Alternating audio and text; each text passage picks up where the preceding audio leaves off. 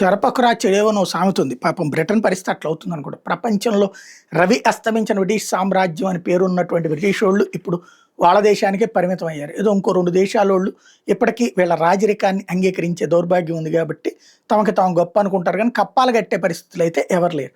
ఒకటి ఆర్థిక వ్యవస్థ కుప్పకూలింది. రెండో విచిత్రమైనటువంటి పరిస్థితి ఏంటంటే ప్రపంచంలో వీళ్ళెళ్ళి చొరబడి ఆ దేశాలని ఆక్రమించుకుంటే ఇప్పుడు ప్రపంచంలో ఉన్నటువంటి వాళ్ళు ఏ దేశంలో చొరబడి చివరికి వాళ్ళ ఇష్టారాజ్యంగా నడుస్తున్నారు. ఏదైతే పాకిస్తాన్ నుంచి వెళ్ళినోళ్ళు, బంగ్లాదేశ్ నుంచి వెళ్ళినోళ్ళు, సిరియా నుంచి వెళ్ళినోళ్ళు ఇట్లాగే ఒక ఇస్లామిక్ రాజ్యం ఇప్పుడు అక్కడ ఏర్పడిపోయింది. చివరికి బ్రిటిష్ వాళ్ళు మాకు స్వాతంత్రం కావాలని ఉద్యమించుకునేటటువంటి పరిస్థితి వచ్చింది. అది ఒక ఎత్తు అయితే బ్రిటన్ ప్రభుత్వంలో ఇప్పుడు తాజాగా లెక్క చెప్తున్నటువంటిది ఏంటంటే బ్రిటన్లో ఇప్పుడు చొరబాటుదారులుగా వచ్చి శరణార్థులుగా నమోదు చేయించుకుని సెటిల్ అయినటువంటి వాళ్ళు ఎంతమంది ఉన్నారంటే బ్రిటన్ సైన్యానికంటే ఎక్కువ ఉన్నారట, చొరబాటుదారులు ఎక్కువ ఉన్నారట.